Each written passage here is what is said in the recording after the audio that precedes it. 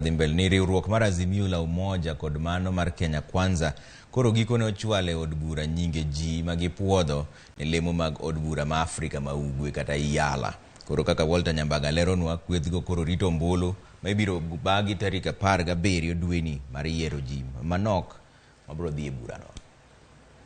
We'll proceed to give the candidate. E kinde tayo chenro mar puodho nyinge ma ochwal kod duond buche moloso riwruoge mag siasa pachoka kod jok mochung' kar kendgi.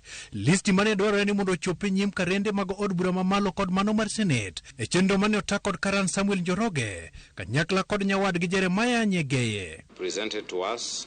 Riwruok mar Kenya Kwanza, nyinge 15 mane ochwal kod duond buche moloso Kenya Kwanza, opiedhi nyim karendego, kendo goyo kogno tese kod gigo mochuno mane dwarore. Meanwhile, your papers are being examined, have been examined, and we will be making a determination in respect of each candidate what our finding is. Nyinge ma Kenya Kwanza mane opiedhne od bura mar Yala, gin kaka Rebecca Loiwa, Hassan Omar Hassan mane olaro kom gavana ma Mombasa, David Ole Sakok mane ogwel kod duond bura mar Jubilee piny owacho mokalo, Salim Mohamed, Ann Cherono, Joel Nyambane kod Sepora Kerin, e kinde mamoko. We are satisfied that the candidate. Esechego riwruok mar Azimio la Umoja One Kenya Alliance bende ochopo kod nyinga 11 e nyim od burano. Eka nyingego oting'o Kennedy Musyoka ma en wuod jatend Wiper Party Kalonzo Musyoka, Jaohala Suleiman Shabal mane olaro kom gavana ma Mombasa, Winnie Odinga ma en nyaro gai mar Azimio la Umoja One Kenya Alliance Raila Odinga, Kanini Kega mane en ja od bura ma Kieni,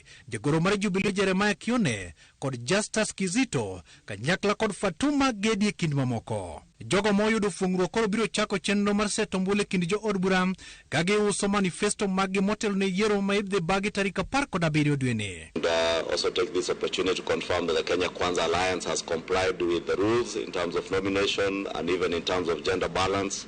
We have endeavored to ensure that there is also regional balance of our nominees. We wish all the 15 nominees all the best as they embark on their campaigns. I want to take this opportunity to thank very profusely the returning officers, the presiding officers, the honorable clerks of the two houses, for having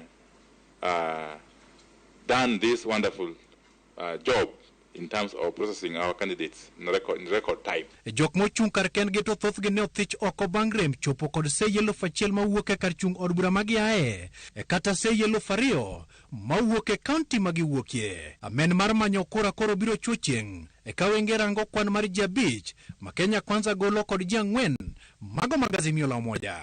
The candidates and the would-be voters, or the voters for that matter.